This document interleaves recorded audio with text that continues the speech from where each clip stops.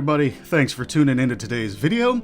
If this is your first time here on the channel, please consider subscribing to Toy Warp Vintage Reviews, where I focus on toys from the 60s through the 90s and beyond. Oh, and a shout out to the Minnesota Toy Posse. If you like more contemporary adult-aimed toys and a top-notch videocast, check out my friends Brandon, Mark, and Chad on the Toy Posse YouTube page. The link will be down below, as well as on the Toy Warp Vintage Review channel page. Alright, fellow toy collectors, what I've got for you today is the Dukes of Hazzard board game. Dated 1980. It's from Ideal Toys. And there's a lot to talk about here, just because there's a lot to talk about when it comes to Dukes of Hazzard and the merchandising they had. So let's get into this. The board game itself that I have isn't in the best of shape. I think it's got some minor water damage to the box. The print isn't the best. You can find examples out there. I think I've seen examples still in the original packaging, the original cellophane and everything, for relatively cheap. As a matter of fact, these board games are really common, actually. It's one of the few things of the Dukes of Hazzard that is really, really common and affordable now. A lot of your Dukes of Hazzard merchandising stuff is hard to find, rare. However, this is something that you can afford to get. I didn't afford this. I've had this for probably around 10 years. And in saying that, I'm pretty sure I pulled it out of the trash somewhere. And what's really amazing is I pulled it out of the trash and it's complete. So getting into looking at the box art here, the box art itself is really well done. It's obviously drawings of the characters, catching their characters pretty good. Drawings of the cars. What I'm really surprised at is all the cars are the actual Chrysler products. I'm really surprised they didn't just cheap out and make the general look just different enough from a Charger to where they didn't have to pay rights to the Chrysler Corporation for everything. Because licensing when it comes to actual cars and toys it was a lot easier in this era, but nowadays it's something that's really, really tough to do. So obviously, yeah, the box isn't in the best of shape, but like I said, everything is complete. So let's open it up and see what we got. And once we open it up, we can take a look at the box. We can take a look at the date, 1980. Now, most of the research I did with these online when I first got it years ago were just ones for sale. And they were all dated 1981 for some reason. Don't know if this is something different. What I can tell, the board and the pieces and everything are the same. However, it does have all the pieces. You've got Duke's cards to play the game with, and then you've got, if I get to a red one, Hazzard cards. Duke cards are what propel you on the board, and the Hazzard cards are what can hold you back. Comes with 4 barricades, 2 dice, and then 4 vehicles. Really just the vehicles just kind of crack me up because there is barely anything on these to make them look like the actual car. This is the General Lee. You'd think that would be something in orange, maybe red, I don't know.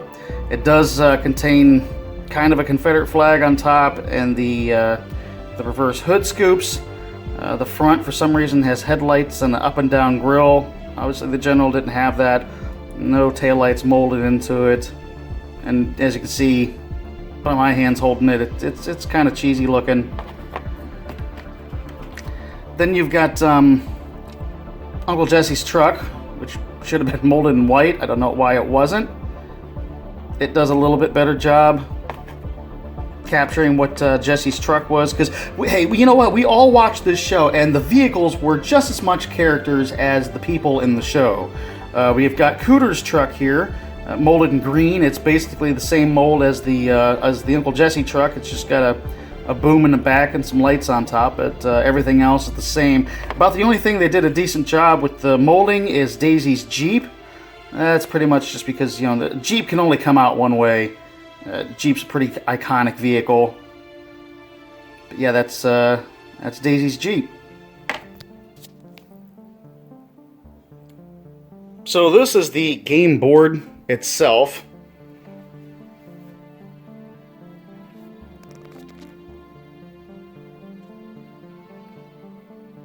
mouse hog there. It looks like somebody might have drawn something stupid on him. Huh. That's weird. I didn't notice that, but I don't think I've ever really had it out and learned how to play the game. You got the other three younger characters there. And amazingly enough, I just realized that you've got Cooter's truck, but Cooter is not featured on the board. But finally, you've got Uncle Jesse, and then you've got the General Lee sitting here at home. And apparently, from what I've gathered, is you take a car off the board and you start here at the courthouse, you escape, and you can take one of two routes. You can take the freeway, which is fast but dangerous because all these things here stating that you know, dangerous things happen and you can lose turns. You'll have to go back to the beginning, go back a spot.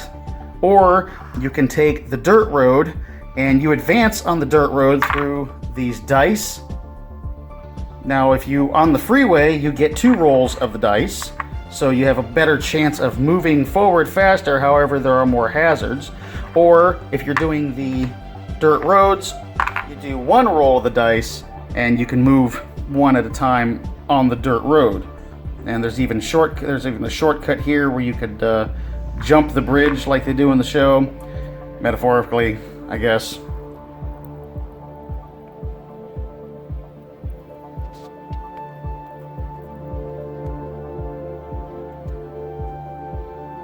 Like here, Roscoe, go to jail. You know, all sorts of different. Got the boar's head on there. And of course, the whole idea is to make it home to the farm, Uncle Jesse's farm. Now, this gameplay can be hindered by these roadblocks. You can toss up these roadblocks in front of a vehicle, and in front of another player's vehicle, and they'll essentially lose their corner or lose their turn. And then obviously you've got 1 roadblock per color. So obviously if you're blue, you want to block, you know, like the red guy from getting any further. Now this gameplay is incredibly simple. This is it's nothing that, you know, would hold up in the world of board game enthusiasts. But again, really simple, and it'd be really great to share with your kids. If you're an original Dukes of Hazzard fan, number one, this is something that's really inexpensive right now anyway, probably because it's high supply and low demand when it comes to these board games. However, if you're a fan of the show, and if it's something that you really want your kids to enjoy with you, this would be something really good. I mean, I'm talking kids 5, 4, anything above that. I don't think you're going to get much interest out of the kids. I don't think board games are a big deal anymore. On the box, it says 2 to 4 players and ages 7 and up. For some reason, I'm pretty sure I could have handled playing this game when I was 4 or 5. Now, as for the timing that this game, you know, was around, like I said, most of the stuff I found online was dated 1981.